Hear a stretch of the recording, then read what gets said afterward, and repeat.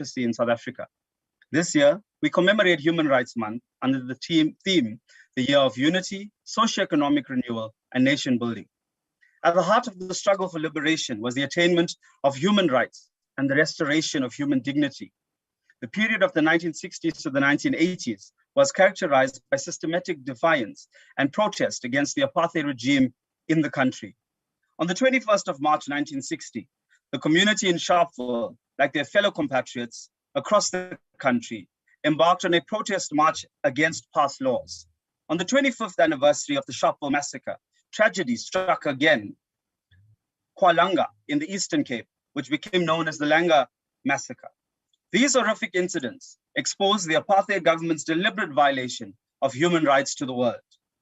The democratic government declared 21st March Human Rights Day to commemorate and honor those who fought for our liberation and the rights we enjoy today. Our constitution is hailed across the world as being one of the most progressive.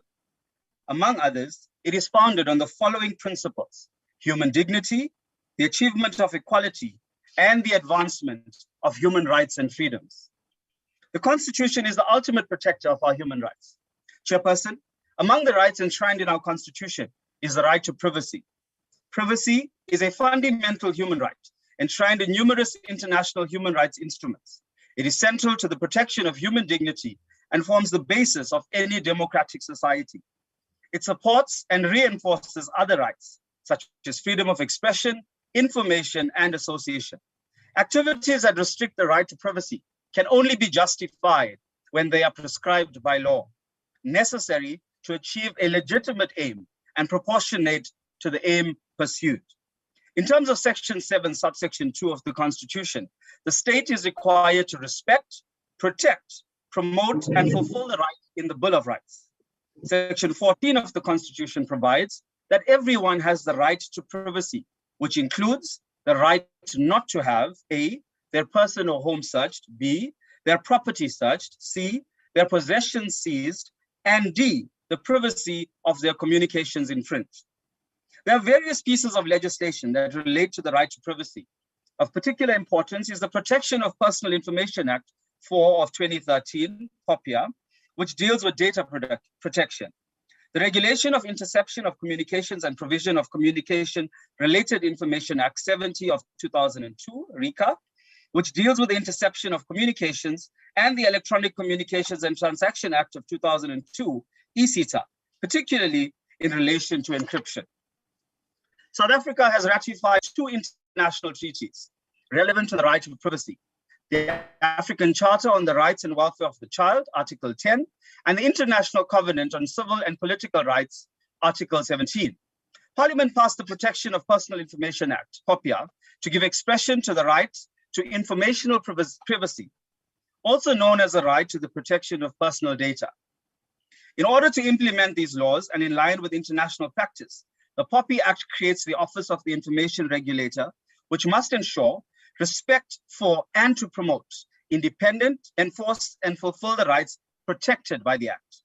The regulator is independent and is subject only to the Constitution and to the law, and must be impartial and perform its functions and exercise its powers without fear, favor, or prejudice. It is accountable to the National Assembly. The Information Regulator also has duties relating to the Promotion of Access to Information Act 2000. POPIA gives the Information Regulator the authority to investigate and fine public and private parties for the violation of the Act. The operation of POPIA was put into operation incrementally with only some of the sections, including those relating to the establishment of the regulator, implemented in 2014. Sections 2 to 38, sections 55 to 109, sections 111 and sections 114 A, B, and C commenced on the 1st of July 2020, and sections 110 and section 1144 shall commence on the 30th of June 2021. Section 114 is of importance in that it states that all forms of processing of personal information must, within 1 year of the commencement of the section, be made to conform with the Act. The effect of this is that both private and public bodies will have to ensure compliance by the 1st of July 2021. Chairperson, with the 4th Industrial Revolution, 4IR, upon us and the growing use of technology, data is regarded as the most valuable commodity in the digital economy. According to the World Economic Forum, more than 50% of the world's population is now online. Roughly 1 million more people join the internet each day, and 2/3 of humanity own a mobile device. 4IR technologies are already bringing tremendous economic and societal benefits to much of the global population.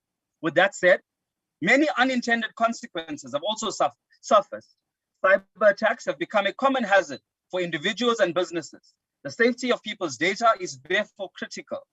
The right to privacy needs to be respected, protected, and promoted. While South Africa has various laws which are used to address cyber offenses, they do not comprehensively and uniformly criminalize conduct that is regarded internationally as cybercrime. This has rendered us vulnerable to cybercrimes and cyber attacks. Such vulnerability presents serious financial risks and challenges to the economy. Considering the security of the country, the ANC's 54th National Conference resolved that there is a need to strengthen capability for cybersecurity to enhance protection of critical databases, systems, and critical infrastructure resources, including protecting society against fake news, cybercrime, cyber attacks, and hacking. Chairperson, South Africa should never have to meet the fate of internet and telecommunication shutdowns that were experienced by our African brothers in 2020, including Burundi, Chad, Ethiopia, Guinea, Kenya, Mali, Sudan, Tanzania, Togo, and Uganda. In our constitutional democracy, the internet and all telecommunication services, especially those under the cyber environment, should be widespread and fairly accessible to all compatriots, irrespective of the political climate of the country. In 2015, the Department of Justice and Constitutional Development initiated the process to establish decisive policy in the form of cyber crimes and cyber security bill, responding to the country's lack of legislation in this area. The end product of the study culminated with a draft bill called the Cyber Crimes and Cybersecurity Bill, which would assist in addressing the problem of cybercrime. Subsequent to discussions, changes were made to the bill, including the removal of some of the security obligations. The security part of the originally named Cyber Crimes and Cybersecurity Bill was removed. The Cyber Crimes Bill was passed by Parliament in December 2020 and was sent to the President for signature. Among others, the bill provides for interim protection orders, further regulates jurisdiction in respect of cybercrimes, further regulates the powers to investigate cybercrimes, and further regulates aspects relating to mutual assistance in respect of the investigation of cybercrime. The protection of privacy rests firmly on the constitutional conception of being a human being and a necessary part of a democratic society as a restraint on the power of the state. It must be balanced against the right of freedom of expression, which enhances human dignity and autonomy and makes democracy possible. I thank you. Thank you very much, Honorable Pillay from the ANC. The next speaker is from the GAs, the Honorable C.V. King.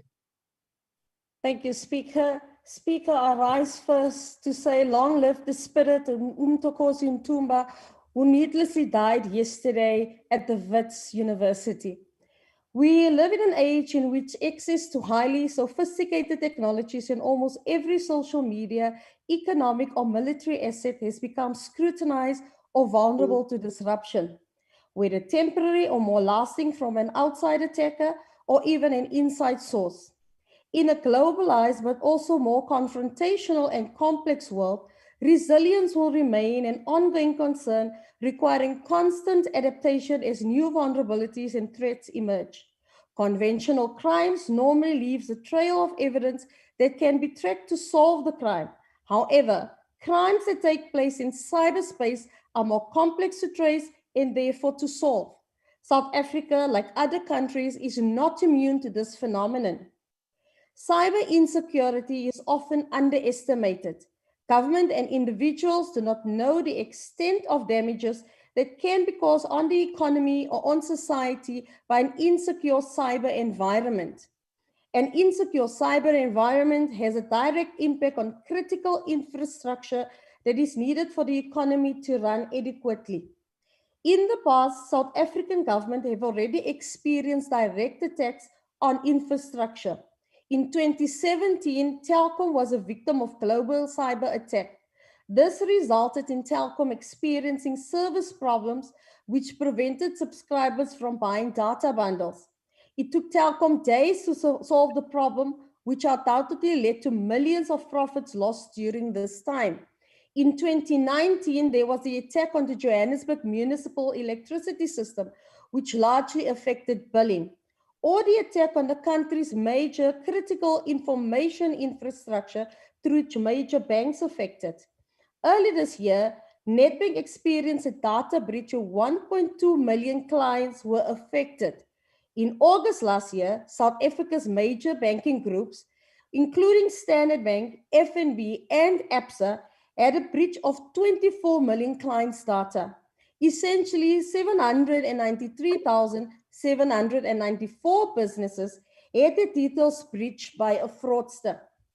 In the current context of the pandemic, since there is a drastic shift towards digitization, a focus on cybersecurity should be the main issue on the agenda. As hospitals gear up their technology under the context of rollout of the vaccine, there is a massive need to protect the system's health information. The entire supply chain of vaccines, procurement, distribution, and manufacturing is being done via cyberspace. This means cyber insecurity is a major risk to the successful rollout of the vaccination plan. Interpol's Cybercrime Unit has issued a warning on cyber risk associated with COVID-19 procurements.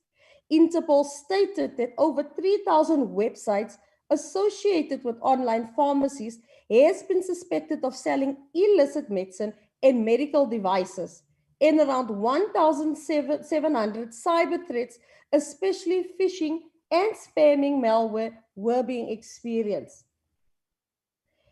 Before considering science and innovation strategies, the question to be asked is, how capacitated are we to ensure a safe, secure cyber environment?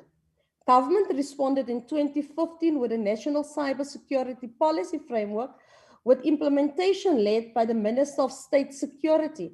The Protection of Personal Information Act of 2013 created the Information Regulator to ensure data privacy.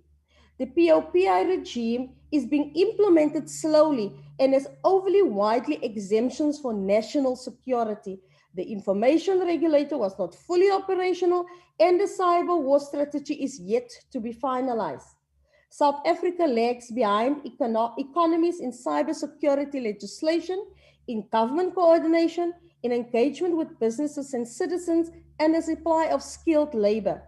Delays have meant it lacks the experience obtained in fast-moving countries and the improvements they've made to their policy, and especially implementation. Parliament has neither pressed the government for faster action nor explores areas where powers might have been taken to infringe human rights. Even with the best cyber defense organizations remain susceptible to data breaches if they don't have a strong human firewall. The demand for cybersecurity talent outpaces supply. South Africa high-end demand human capital development in the areas of ICT and cybersecurity developers is far outweighed by cadre deployment in South Africa and the emigration of specialized skills. It is impossible to implement cybercrimes and cybersecurity bill without a fully capable cyber force. It is therefore imperative that investment into ICT skills from school level is needed to produce the talent for higher education sector to produce cybersecurity qualification for now and into the future. Not only would we need investment in better cybersecurity technology, but there is a need for awareness campaigns to be launched in order to educate companies and individuals on how to use technology safely and securely. We can make South Africa a hub of cyber talent. We have the people. We just need to help rewrite their futures. I thank you. Thank you very much, Honourable Member. The next speaker is from the EFF, the Honourable Mathale. Thank you very much, Chairperson. Chairperson, as far back as 2018, it was reported that South Africans lose as much as 2.2 billion rand annually as a result of internet fraud and phishing attacks. Cyber threats are a growing phenomenon, threatening not only individual liberties, but are also a major threat to the country. Cyber criminals have been able to evolve their techniques faster, posing major problems for cyber security measures.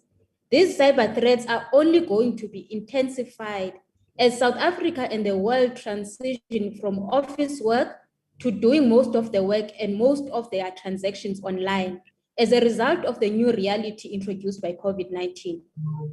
As things stand, South Africa is reported to have the third highest number of cyber attacks in the world. The continent as a whole is also very vulnerable to cyber attacks, but in the entire continent, we only have about 10,000 certified cybersecurity technicians. While cyber criminals are moving at a very fast pace and evolving their methods, we do not seem to be moving as fast to ensure that personal, state, and corporate information is safe from the hands of rogue elements. The Cybersecurity and Cybercrimes Bill that was passed by this House in 2018 is not sufficient to deal with the challenges of cybercrimes faced by this country.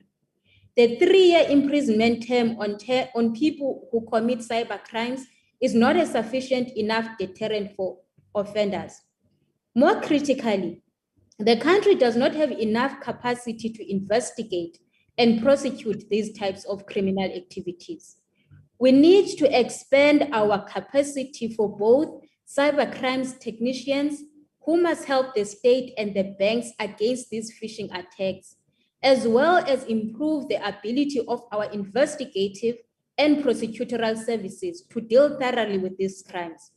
At the moment, we are still directing students who may be interested in cybercrimes to doing general IT qualifications. Only the Cybersecurity Institute and the Cape Peninsula University of Technology offer courses in cybercrimes, and these are very expensive.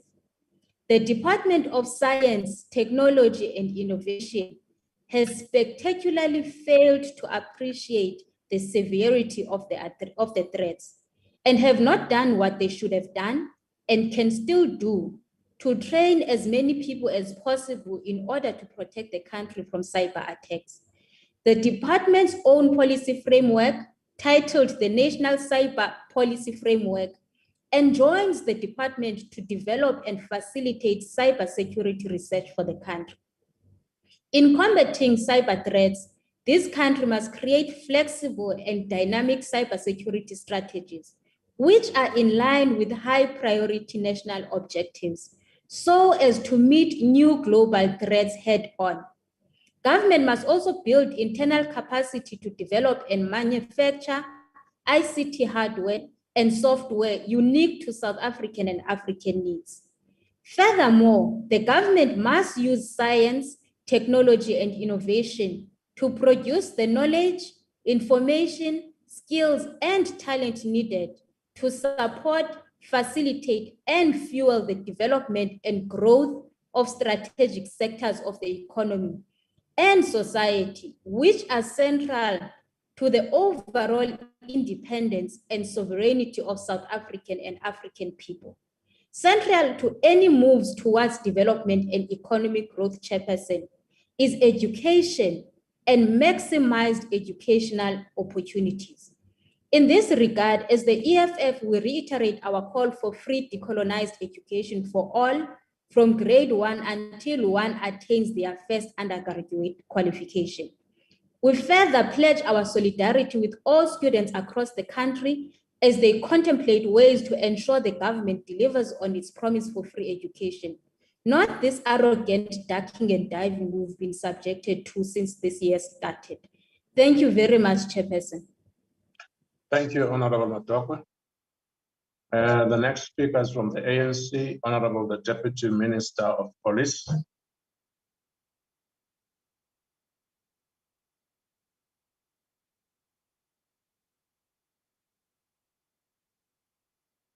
Deputy Minister.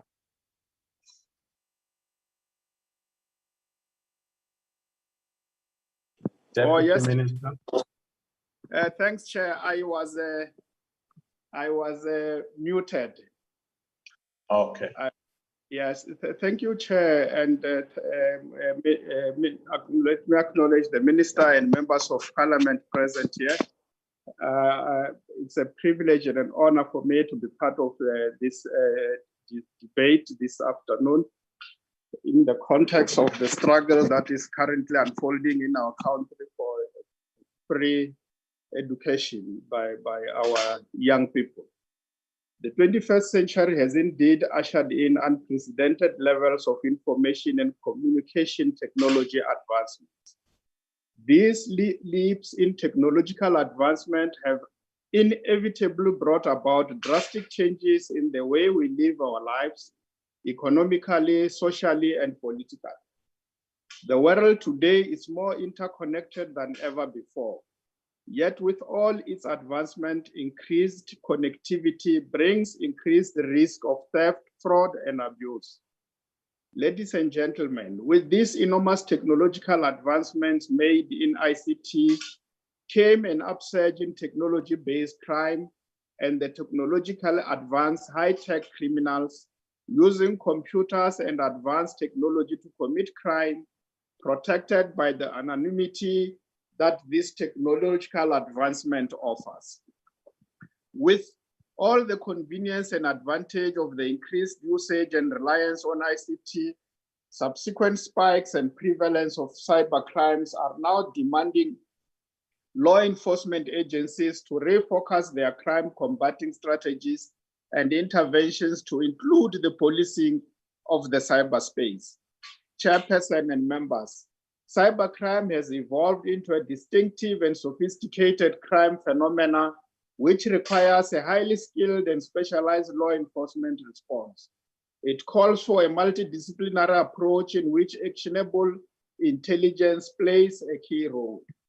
To this effect, the South African Police Service established a cybercrime steering committee in order to address the internal fragmented capacity that existed and also to coordinate the operationalization and implementation of the legislative framework, the interim cybercrime strategy, policy framework, and operational coordination in general.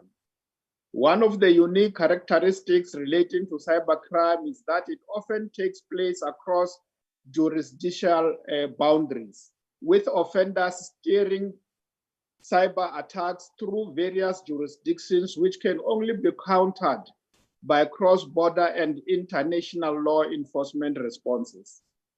The need for reliable and efficient mechanisms for international cooperation in law enforcement matters has therefore never been more urgent than it is today. Law enforcement agencies and prosecutorial authorities across the globe are continuously focusing on developing investigative and forensic methodologies to address the scourge of cybercrime. We as SAPS are also doing the same. We are also collaborating with the international community to leverage on a number of interventions they have undertaken to facilitate cross-border cooperation in criminal matters, including the investigation and prosecution of cybercrime.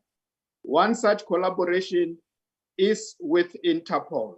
Not only Interpol, but we are also interacting and collaborating with other law enforcement agencies across the globe, including the FBI, where there are instances where we have collaborated on a matter that had to do with a cybercrime committed in South Africa, but the proceeds of that criminal activity was processed in Japan, which just shows how these syndicates operate. And this affected one of our banking institutions whose name I want to mention here because the matter is still under investigation. Internally, the South African Justice Crime Prevention and Security Cluster has developed as part of its mandate and obligation the National Cyber Security Policy Framework that seeks to measure, address national security threats in terms of cyberspace, promote the combating of cybercrime, build confidence and trust in the secure use of ICT, and develop, review, and update substantive and procedural laws to ensure alignment. According to the National Cybersecurity Policy Framework, the South African Police Service is accountable for the prevention, investigation, and combating of cybercrime, including the development of cybercrime policies and strategies, collaboration with appropriate stakeholders, development and maintenance of enforcement capabilities, and improvement of a basic understanding of cybercrime within South African Police Service. It is therefore our responsibility, Chairperson, as the South African Police to develop and implement a cybercrime strategy associated policy or policies to implement the framework. In this regard, SAPS, in terms of the back to basic approach, prioritize cybercrime as a priority and part of the department's program of action. Further, in line with the South African National Security Strategy, which was adopted by Cabinet in December 2013, we have been tasked with the development of innovative cybercrime legislation. To this effect, the bill has already been drafted and introduced in Parliament in February 2017 and was adopted by this Honorable House in November 2018 and referred to the Council of Provinces in 2020. The cybercrime bill is expected to be promulgated into law in the near future. Chairperson, according to the proposed legislative framework, SAPS need to create a strategic capability and adequate capacity, including the creation of an institutional framework to deal with the threat of cybercrime in an integrated and coordinated manner. As is the case with all crime prevention and crime combating strategies, a coordinated approach with all stakeholders is necessary. Strategies and measures against cybercrime will have to follow a criminal justice rationale and should be linked to broader crime prevention and criminal justice policies aimed at contributing to the rule of law and the promotion of human rights. Other government departments who do not necessarily fall within the justice cluster have a crucial role to play in this space. For example, the Department of Communication and Digital Technologies. In 2018, SAPS, through the South African and European Union Dialogue Facility, presented a project proposal for dialogue in order to establish strategic interventions in eradicating the identified cybercrime phenomena and its manifestation within the Southern African regional context. The proposal, recommended by the National Commission of the South African Police and approved by the EU, included, amongst others, a study visit by members of the South African Police Service to the Europol Cybercrime Center. The aim of the proposed visit was to identify law enforcement best practices to be included in the development of a unique South African Police Service cybercrime policing framework, in line wherein SAPS has developed the cybercrime strategy, proposing a unique policing model on cybercrime, as well as the proposal of a law enforcement operational implementation framework. Thank you very much, Honorable Deputy Minister. Thank you, Chairperson. Time is up. Thank you. And the next speaker is the Honorable Zach Machozi from the IFP. Thank you, Honorable Chairperson. The pandemic has been difficult to navigate in many ways, one of which is digital. The migration of a physical and a functional digital visual parliament has not been without its challenges, least of which are the security challenges of engaging via technology. We have witnessed multiple instances of potential breaches while performing our duties. The issue of cybersecurity is not isolated to our parliament and is increasingly becoming an international concern for industries across the board. It has been apparent for a long time that the state of our country's cybersecurity falls short of international best practice. This leaves our people, their interest and privacy open to all forms of data breaches and ransomware. The pandemic has only served to exacerbate this problem. According to Mimecast Threat Intel, in the first 100 days of the pandemic, there was a 75% increase in impersonation fraud in the country. In 2020 alone, South African organizations lost at least 40.2 million per breach on average to data breaches. Cyber criminals are using increasingly sophisticated tools to execute data breaches, and no one is spared. And it is no longer enough to merely require organizations and regulators to inform customers of breaches in terms of POP. We must begin to see concerted effort to prevent such data breaches using up-to-date technologies and protocols that reflect the information age in which we live. The Institute of Security Studies has highlighted that as we move to a digital medical world, the cybersecurity is literally the difference between life and death for many. One place where work must be done to guarantee cybersecurity is a cybercrime bill, which has yet to be signed into law. There remains concerns about overreach on the government's part, and these objections must be taken seriously. We cannot have a critical legislature stalled while the threat level is so high. Further lending more support to the information regulator to allow the country to keep abreast with international best practice. This will allow the necessary security for economic growth and extended security to people as they navigate an increasingly digital world. We must ensure that we protect, defend, and uphold all the rights pertaining to personal privacy and security of our people. If government fails to do this, it is failing to deliver on its constitutional mandate. Thank you, Chair. Thank you very much, Honorable Majosi. From the FF Plus, the Honorable W.J. Boshoff is the next speaker. Thank you, Honorable House Chair. The Honorable Modise and the ANC wants us all to discuss creating a safe and secure cyber environment that protects the nation and economy by appropriate science and innovation strategies. This is a kind of fanciful utopian expression of a wish which covers everything which is proper, good and virtuous to be expected from the ANC. What appropriate science and innovation strategies would be is determined by what one wants to protect in the nation and the economy. Does the nation equate the citizens or the government of South Africa? Certainly many citizens, especially corporate ones, would regard effective protection against an all-powerful state as safe and secure. Two models of security exist. Let us call it the Western model, where laws protect the people against the state, and the Chinese model, where laws protect the state against the people. The state would indeed be well advised to give some thought to private encrypted currencies.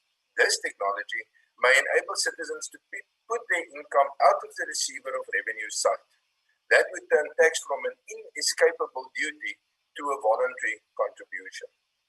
Before citizens rejoice about such a safe and secure cyber environment, we should keep in mind that smugglers of weapons, drugs, and humans like this most of all. Whom do we as a nation fear most? Other nations? Fellow but malicious citizens? Big business? Big state? Some mythical figure taking control over all of us through our cell phones? In fact, none of these is ridiculous. External security is provided by a country's military forces and internal security by the police. Likewise, in cyber terms, the state has to protect its own systems and cyber infrastructure against possible threats. However, a cyber attack happens too fast to respond to. This means that emphasis needs to be placed on prevention and, in the event of a successful attack, to know exactly what the perpetrators have done, what they have laid their hands on.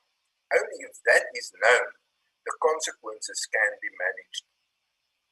Internally, like citizens are protected against abuses of the police, law should protect citizens' cyber rights. It is with this in mind that Europe has formulated Global Data Protection Rights, or GDPR. It provides citizens with the assurance that the state acts in their interest, in the citizens' interest, and if found not to, it can be challenged. To make the discussion even more complex, we should remember that with the Internet of Things, every globe, every geyser, every fridge and coffee machine, every mill, every power saw, and every lift joins our computers, radios, cell phones, and cars in the cyber environment. So, first of all, whom do we distrust most? I believe for many in South Africa, the answer is the state. Not only has the state a nasty reputation of meddling in private matters, it is also increasingly incompetent. The reality is that whatever we discuss here in Parliament and whatever the government attempts, corporate and private citizens should take the responsibility of cybersecurity upon themselves, while hoping the government will look after its own affairs and leave law-abiding citizens alone. I thank you. Thank you, Honorable Member. Mr. Pasha. From the ACDP, it's now Honorable W.M. Thring. Thank you, Honorable House Chair. It is the belief of the ACDP that the international scope of the internet, the fast technological advances, and the increase in cyber attacks require the South African administrative and legislative system to both intersect largely with the application and implementation of international legislation, as well as to take timeless precautionary measures and stay updated on trends and developments. It is the view of the ACDP that one of the problems associated with technological revolution is that the cyberspace is full of complex and dynamic technological innovations that are not well suited to any lagging administrative and legal systems. Additionally, we realize that there is a lack of comprehensive and enforceable treaties facilitating international cooperation with regard to cyber defense, resulting in many developing countries like South Africa in particular, not being properly aware, prepared, or adequately protected in the event of a cyber attack on a national level. Often when these attacks are realized, the time to react is of such a long nature due to consultation and legislative processes that the legal systems provide little support to ensure timeous and necessary countermeasures. On many levels, cyber warfare brings the battle closer to home since more people can potentially be affected. In many cases, the enemy is difficult to identify since any piece of equipment that uses technology is a potential battlefield or medium that can be used by enemy forces. Cyber terrorists have the capability to shut down South Africa's power, disrupt financial transactions, and commit crimes to finance their physical operations.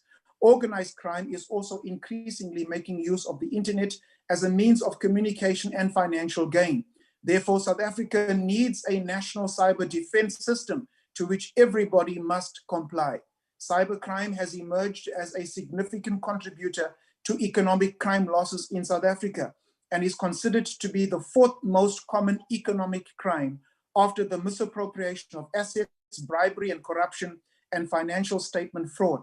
The Systemics, Cybernetics and Informatics Journal states that if South Africa is to create a safe, secure cyber environment, we must focus on the public sector, where the security of all state departments and their systems and sensitive information must be protected. The public sector to curb economic losses, the military and national security sector to negate external cyber attacks on our country, and citizen education at schools, FETs, and universities to capacitate citizens in identifying and fighting cyber crime.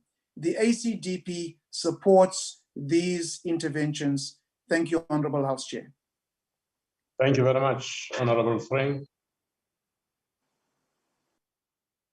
The next speaker is from the UDM. Do you have a person from the UDM?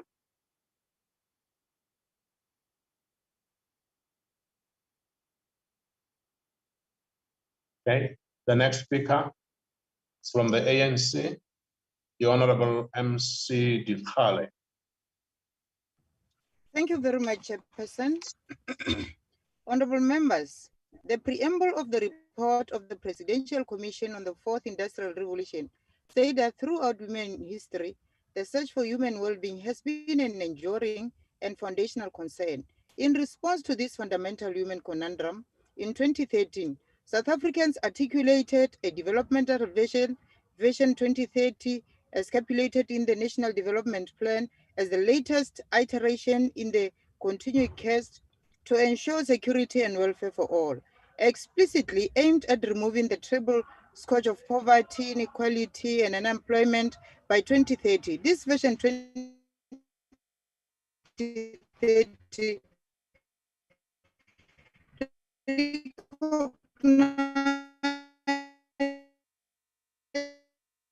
Honorable Dechale.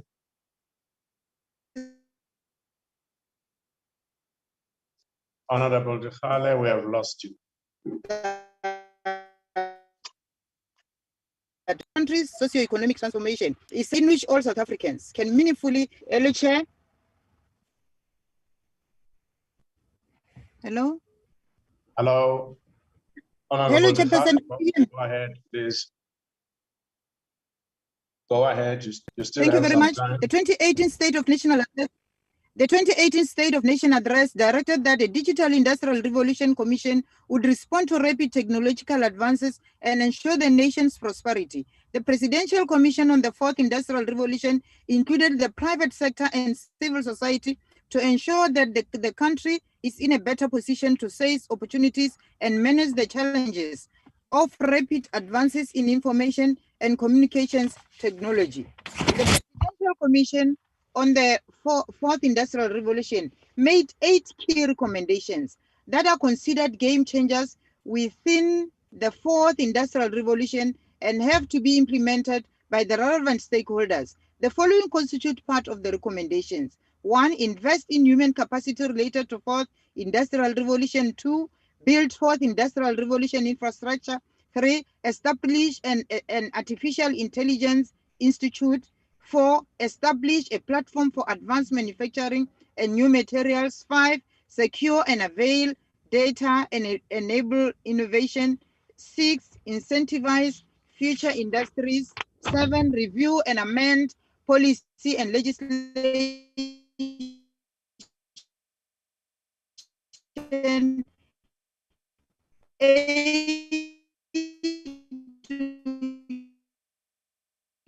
The line is terrible, Honorable Member.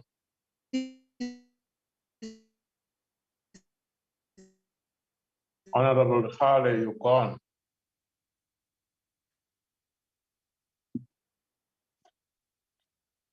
Honorable Dechale.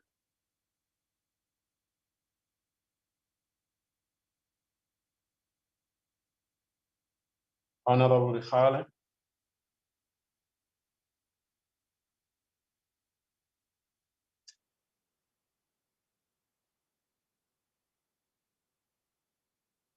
I think we shall have to move. Honorable Dechale is gone. Hello, Chairperson. Okay, Chair, can you hear me? You left with 4 minutes, Honorable Member.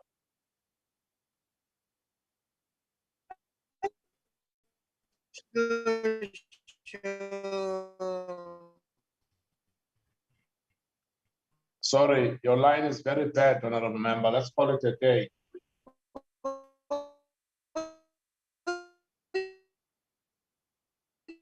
You're totally inaudible.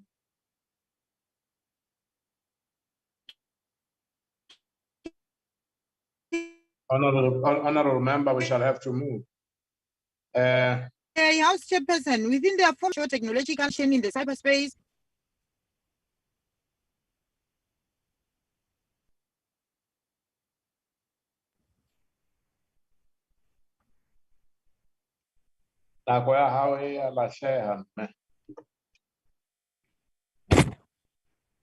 hello, Chair, can you hear me?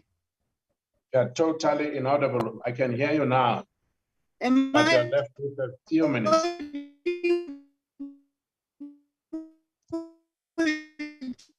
Chair? Okay, thank you very much. Hashem, with regard to the technological and scientific innovation, Chairperson, at a point of order. We cannot go on. Sorry. I do not. maybe will be compensated somehow. Cyberspace for economic What's your and point of human order, honorable member? Honorable Chair, I think there was a cyber attack. Maybe we must look at some other. Honorable member, you're continues to increase the exacerbating usage problem. of information and communication technology.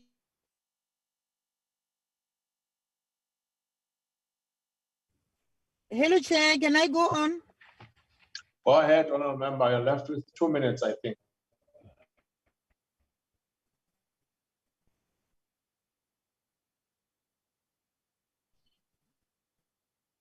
Better move away from where you are.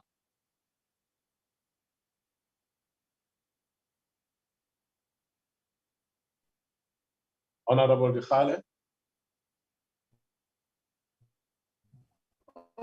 Okay.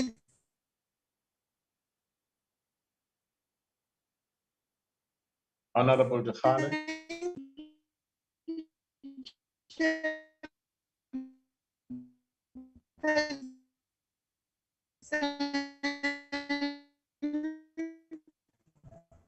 The advent of the Industrial Revolution obliges government to align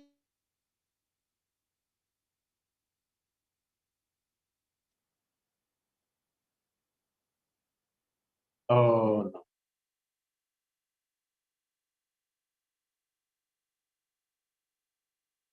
Tapos sahau dia Hanam.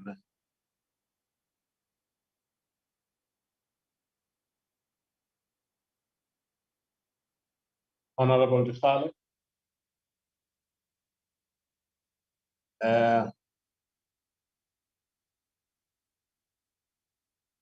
I think your time will be compensated somehow. Hello, Chairperson. Oh, Tobela Chair. honorable member, you're left with 1 minute now. The ANC government continues to invest in human capital. South Africa's greatest opportunity and greatest resources is her people. The fourth industrial revolution gives us a rallying point of urgency and an opportunity to redesign, streamline and align the education system through a coordinated, robust, multi-stakeholder process. The purpose of version 2.0 of our skills ecosystem leapfrogs our youth into productive work and reskill current workers for job retention and ongoing productive work in the economy. The ANC government continues to use, amongst others, ICTs to play an enabling role in addressing the challenges related to inequalities in the standard of living, life expectancy, and etc. The IC sector in South Africa is characterized by an exponential growth of the mole sector. The ability of South Africa to compete in the global economy is dependent to a large extent on the state of its ICT sector, and in particular, the country's ability to facilitate and grow the sector to meet the citizens' needs for affordable, accessible broadband. The rapid deployment of fast and affordable broadband infrastructure remains a powerful lever to create an internationally competitive knowledge economy, improve productivity, and expand access to new markets. House Chairperson, artificial intelligence involving the theory and development of computer systems to perform tasks usually requiring human intelligence, which is a bedrock technology of the fourth industrial revolution, underpinning the growing connections in cyber, physical, and biological systems. To be successful in the context of the fourth industrial revolution, it is imperative that the manufacturing sector is supported by a state-led research initiative focused on advanced manufacturing and new materials. The ANC-led government continues to... Honorable member, thank you very much, Mathale. Sorry about that.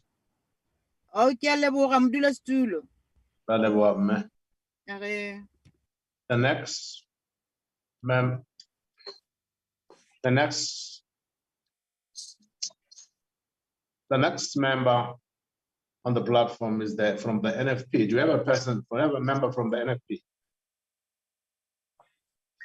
Do you have a member from the AIC? From COPE? you have a member from the PAC? The next speaker will be from Al Jama. Honorable Hendrik. Thank you very much, Honorable House Chair. Honorable House Chair, the amount of cyber attacks and scams has increased in recent years. In creating a safe and secure cyber environment for the nation, the user needs to be educated and the risks understood. But how can we overcome this? There is a need for a basic level of understanding and education. Too many of our end users are falling prey and victims to attacks. I personally fell prey when my Parliament email was used to invite advocates and judges to a meeting to discuss the matter between the Speaker and the Public Protector, which everyone knows is a hot potato. But we must not underestimate the hackers from other foreign countries. I don't think our Parliament email department, for example, makes the cut to outsmart them. I know because I'm a victim. So Parliament email cybersecurity will tell you that according to their logs, you have not been compromised or their systems have not been compromised, but it will blame it on the device. But we all know, for example, that Apple products are the most secure devices in the world. Parliament and the nation needs to be protected, but just watching the logs isn't enough. We will never be able to be 100% secure, but all we can do our best is to lessen the risks. And I think, Honorable Speaker, that is what you must tell the nation. We do need South African youth to step up and become more innovative. The technological advances made in South Africa and around the world has been phenomenal, but we can improve. As we know, with the advances, so too is the threat of a breach in cybersecurity. Large corporations would encourage white hack sessions. That's the legal hacking of a company's system. How can you prevent hacking if you don't know how to hack yourself? Also, an emphasis has been made on the ability and technical knowledge of an individual, not just their qualifications. By hosting events which can showcase a talent pool for those without the necessary qualifications will enable us to create a broader and wider talent pool which we can harness to become leaders in their world. STEM, which is science, technology, engineering, and mathematics, education should be further encouraged to bring forward the future leaders and the roles they play. In conclusion, for the safeguarding of our nation, we need to establish a platform whereby we can provide for the advancements of our next cyber generation, regardless of their background. Everyone in this field can put together to create and develop our technological advances as a whole. The following are just some ways to add in limiting the risk: multi-factor authentication, audit security, penetration testing, and scanning tools. This is indeed a great challenge. Thank you very much. Thank you very much, Honorable Hanif. The next speaker is from the TA, the Honorable Aylor Lodget. Thank you, Chairperson. The South African government's cybersecurity efforts are, like the government itself, stuck in the early 2000s, with only small efforts being made here and there to address the major issues. If one looks at the efforts made to date, one would not say that we are the third most targeted country in the world. Yet, because most people cannot see cybercrimes and because most people cannot see the effect of proper cyber policy, it never seems to make it to the top of the ANC's priority list. Yet, these crimes cost our economy billions every year, with small and medium-sized businesses and municipalities being among the hardest hit of all. Personal information and finances being the biggest targets. In order for us to get South Africa's cybersecurity to keep up with ever-evolving technology and innovation and to safeguard our citizens against an unseeable but very real threat, we need to focus on the 3 C's: capacity, cooperation, and community. The first, capacity, focuses on ensuring that the right entities can deal with cyber threats effectively. Right now, at station level, the SAP does not know how to deal with cybercrimes. This despite the new cybercrimes bill that will soon be promulgated. Once it eventually reaches the Hawk Specialized Unit, you will find that this unit is staffed with a handful of very capable but overworked people who do their job to the best of their abilities, but they don't have enough people with specialized skills in cyber forensics to effectively and speedily deal with the workload. A module on cyber crime is not sufficient, Deputy Minister. They also serve as a training center, but because the public sector cannot compete with the private sector, there is no way in which they can retain the skills they built. Apart from this, they are kept busy investigating parody Twitter accounts that hurt the ego of the Minister of Police, rather than to focus on municipalities and small businesses who fall victim, amounting to millions of rands a month, leading to job losses and less funds for proper service delivery. We can also not leave the country's cybersecurity policy in the hands of the State Security Agency. There is, with very good reason, deep distrust for the SSA. It is time for us to establish a specialized unity or entity designed to safeguard our cyber rights and to ensure effective policy informed by specialists in the field. The second factor is cooperation. We cannot do this alone. We need the private sector. There are currently but a handful of efforts between government, businesses, and universities to address the shortcomings in our cyber industry. We applaud the efforts that have been made, but it is time for us to increase these efforts so that meaningful cooperation can take place. For instance, universities can play a key role in training the capacity that we need if the state is willing to nurture those graduates. In return, the government could help such academic institutions with the necessary funding to ensure that we develop world-class cyber technology that will not only generate revenue, but will strengthen our ability to deal with such threats. And finally, Chairperson, we need to focus on the community. We need a nationwide cybersecurity campaign that will be understood not by cyber experts, but by every person who owns the most basic cellular device. 22 million people in this country now own a cell phone. We need to inform the public how to go about responsibly with it. It is so basic an idea, yet it is the only thing that probably displays the most effectively the ANC's lack of meaningful efforts to address the threat. And finally, Chair, we need to form meaningful partnerships internationally.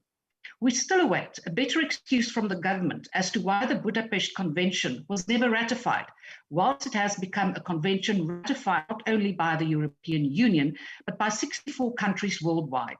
Or rather, just be honest, our partners in BRICS, most notably Russia and China, are opposed to it. Yet, Chair, this is our best bet at having meaningful cooperation in fighting cyber crimes. Indeed, we will need an international agreement to this effect that will be more acceptable to a broader scope of the international community. But in the meantime, we cannot be stuck in the early 2000s whilst the world is advancing and cooperating at a much faster speed and technology is advancing at a rate with which no one can keep up. And decreasing budgets for science and innovation is not helping. Chair, it is one thing to talk about cybersecurity as a hot topic. It's another thing to do the right thing, even when no one can see it. Thank you. Thank you very much, Honorable Lotret. The next speaker from the ANC is the Honorable Deputy Minister of Justice and Correctional Services, responsible for constitutional development. Deputy Minister. Thank you, Honorable Chair. Honorable members, cybercrime is a reality of the world we live in. More and more criminals are exploiting the internet and online means to commit a diverse range of crimes.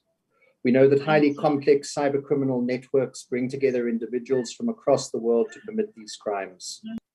New trends in cybercrime are emerging all the time, with the estimated cost to the global economy ever increasing. In 2018, when I addressed this House on the cybercrimes bill, I said that, and I quote, "Most, if not all of us, have some form of online presence. We email, we WhatsApp, we shop online, we're on Facebook and Twitter and Instagram. We buy our electricity online and we do our banking via cell phone, online, or an app. It would be naive to think that criminals would not seize the opportunity to operate in this sphere. It would be equally naive to think that cybercrime is something that could never happen to us." But that's the end of the quote. COVID-19 has forced us to live our lives even more online than before. So the risk is an ever-increasing one. We therefore need to make cyberspace safer and more secure. Parliament recently passed the Cybercrimes Bill in order to improve and rationalize our laws which deal with cybercrimes into a single law. Cybercrimes differ from many other crimes in fundamental ways. For example, in many instances, they have a transnational dimension, meaning that they span the borders of many countries. Due to their transnational nature, international cooperation in law enforcement is essential and also urgent due to the transient nature of evidence. From a law enforcement point of view, it requires the laws of evidence to provide for the admissibility of electronic evidence and the circumstances under which it may be admitted. And it needs cooperation with service providers, as they often have essential information at their disposal to assist with the investigation of cybercrimes.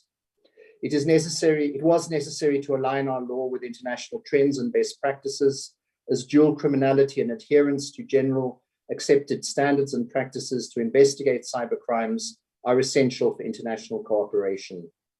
Another factor is the evolving nature of cybercrime.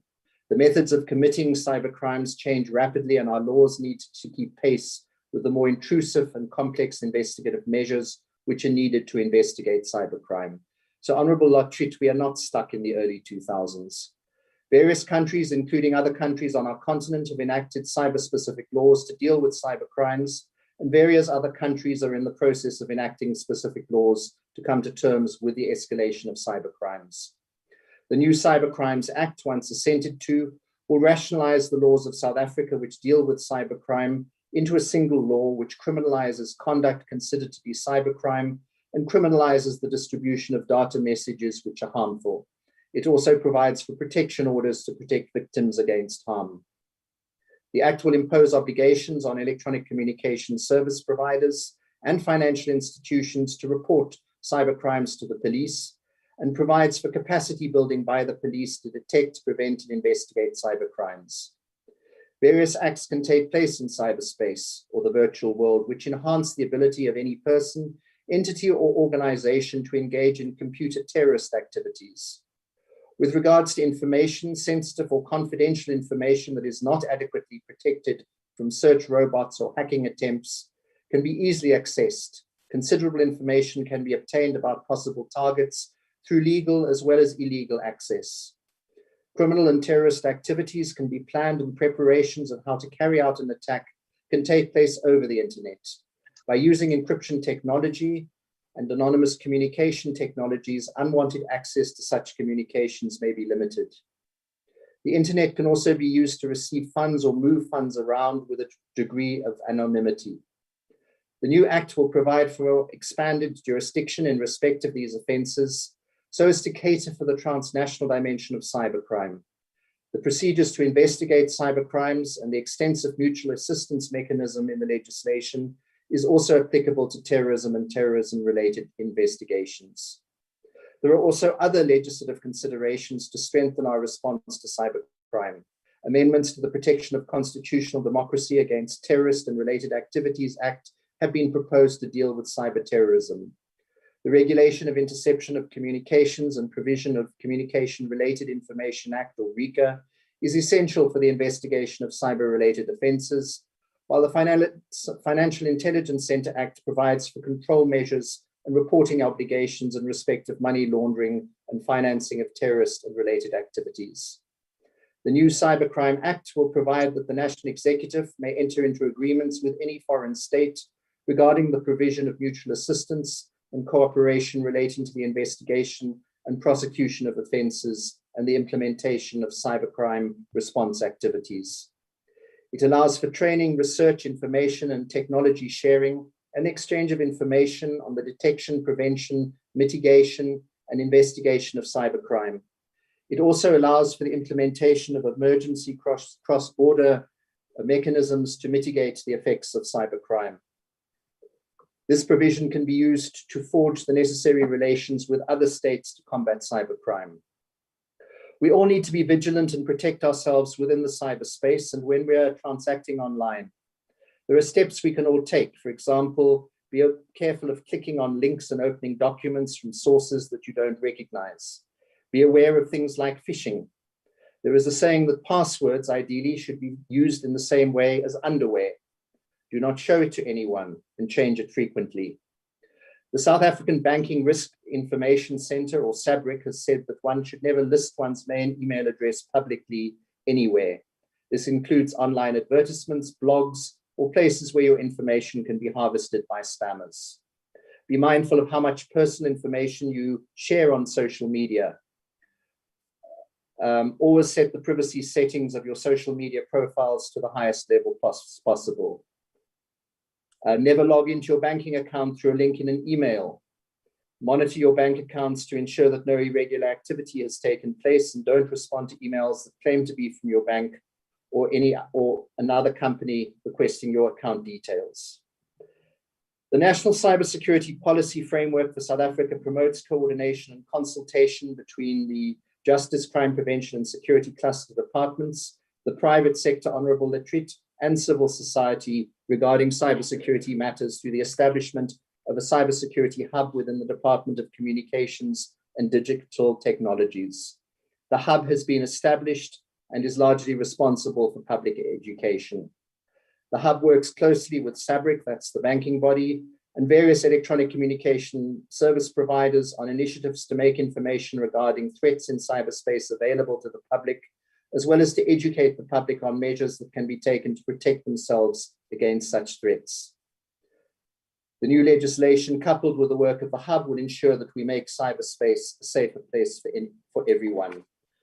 And just to Chair, in closing, just to respond to certain issues, firstly, to welcome the fact that the protection of personal information, that the remaining sections will come into effect at the end of June. Those will be the sections dealing with access to information, which will now resort under the information regulator, and the year's grace period for compliance with POPIA will be up. Then as far as I think it's been good that the debaters largely had consensus on a number of issues, but to focus on 3 honourable members. Honourable Lotrit from the DA, it's ironic that you speak about how important cybercrime, cybersecurity is, but the DA tried to prevent the passing of the cybercrimes bill in the National Assembly in the last Parliament by depriving the House of a quorum. You luckily did vote for the bill when it was returned by the NCOP, same bill, but that wasn't particularly helpful. To the Honourable Boshoff, look, I find it particularly ironic that you can tell us about human rights, given your party's history and your own ancestry. And then lastly, to the Honourable Madokwe, the Freedom Front Plus opposed the bill both times in the House because it thought it was passing the cybersecurity and cybercrime bill. It was only the cybercrime bill that was passed. You, however, still referred to it being the cybersecurity bill. You then complained that the sentences are too little, and you spoke about 3 years. Honourable member and other members from the EFF, please read the bill. Please read clause 19, which is on sentences. The 3 years is only for more minor offences, such as a data message, inciting violence, or threatening a person, or disclosing an intimate message. The other crimes face sentences of up to 5 years, 10 years, and even 15 years. So, honourable members and chairperson, I think it's been a good debate, but I think it's something we need to work together on to ensure that this threat of cyber attacks and cybercrime is dealt with. Thank you. Well done, dear. Thank you. spoke Thank very you very well. much, Honourable Deputy Minister. The last speaker of the day, I take it will be the Honourable Brandon Pillay from the ANC. A member from the ANC. Thank you very much, Chairperson. Madubongwe. Firstly, let me acknowledge all the honourable members and their input, that there is indeed a need to strengthen capacity to curb cybercrime. There's also indeed a very big need for public awareness and public awareness of cybercrime. It's a devastating impact on people and businesses, unsuspecting individuals, and most vulnerable. There's definitely a need for that. With losses running up to millions of rands annually due to cybercrime, We have established closer institutional relations with the South African Banking Risk Information Center, SABRIC. Now, SABRIC shares best practices and reports of intrusions among its members to mitigate the risk of data being stolen, access denied, of processes being meddled with. And I think this is important for me to highlight that we have started this relationship. One of the members actually alluded that SAPS does not know how to deal with cybercrimes. And let me just give you something factually, Honorable Chairperson, that in 2019-2020 financial year, the National Prosecuting Authority placed special focus on curbing the international phenomenon of cybercrime. Prosecutors maintained a high conviction rate by 320 convictions in 325 cases with a verdict. Let me repeat that. 320 out of 325 cases with a verdict. Also, and you can just do this by Google, South Africans can report cybercrimes anonymously by calling the Crime Stop call center. Crime Stop is a national contact center that is staffed with well-trained investigative interviewers who all have at least a basic detective training, and they're able to advise accordingly. Chairperson, I must emphasize the importance of supporting the work of the Information Regulator, which is an independent institution subject to the Constitution and law. The Presidential Commission on the Fourth Industrial Revolution, 4IR, which was set up, the Commission made recommendations on strategic areas such as the country's investment in human capital, artificial intelligence, advanced manufacturing, and new materials, the provision of data to enable innovation, future industries, and the 4IR infrastructure. It is evident that there is a need for more education and training and to strengthen the capabilities of South Africans. But let me close by saying, and let us not lose sight of our Constitution. A claim, in fact, and applause for our Constitution goes beyond our borders. An esteemed Harvard Law School professor, Cass Sustain, said that our Constitution is the most admirable Constitution in the history of the world, while a US Supreme Court justice showered praise on it as a great piece of work that embraces basic human rights. Excellent debate this afternoon. Thank you. Thank you very much, Honorable Pillay. Honorable members, that concludes the debate and the business of this visual mini-plenary session. The mini-plenary will now rise. Thank you very much. Thank you, Chair. Thank you.